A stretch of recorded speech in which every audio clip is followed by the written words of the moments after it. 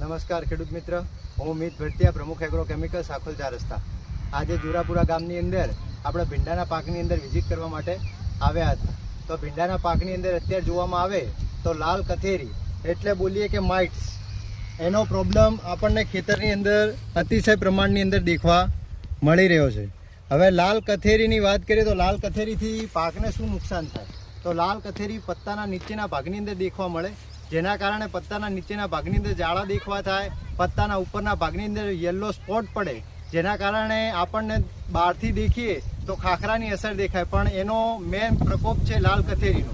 લાલ કથેરીની દવાનું નિવારણ દેખીએ તો ધાનુકા કંપનીની ઓમાઇટ, જીવાગ્રો કંપનીની મિટિગેટ, આ દરેક દવામાંથી કોઈ પણ એક દવાનો ઉપયોગ કરો અને લાલ કથેરીનો નાશ કરો. બીજો એક પ્રોબ્લેમ તો ભીંડાના પાકની અંદર નીચેના ભાગની અંદર મૂળની સાઈડમાં નિમાટોડની ગાંઠો દેખવા મળે છે, સાથે કાળી ફંગસનો પણ પ્રોબ્લેમ દેખવા મળે છે.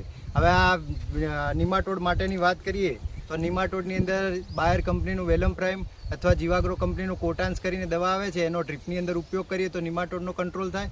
સાથે સાથે જો આ કાળી ફંગસનો પ્રોબ્લેમ હોય તો રીડોમિલ ગોલ્ડ અથવા રોકો કે આ જીવાગ્રો કંપનીનું રાઉટ, આ ત્રણેય દવામાંથી કોઈ પણ એક દવાનો ઉપયોગ કરો, જેથી આ દવાથી કાળી ફંગસનો પણ કંટ્રોલ થશે અને સારામાં સારું ભીંડાના પાકની અંદર પ્રોડક્શન મળશે.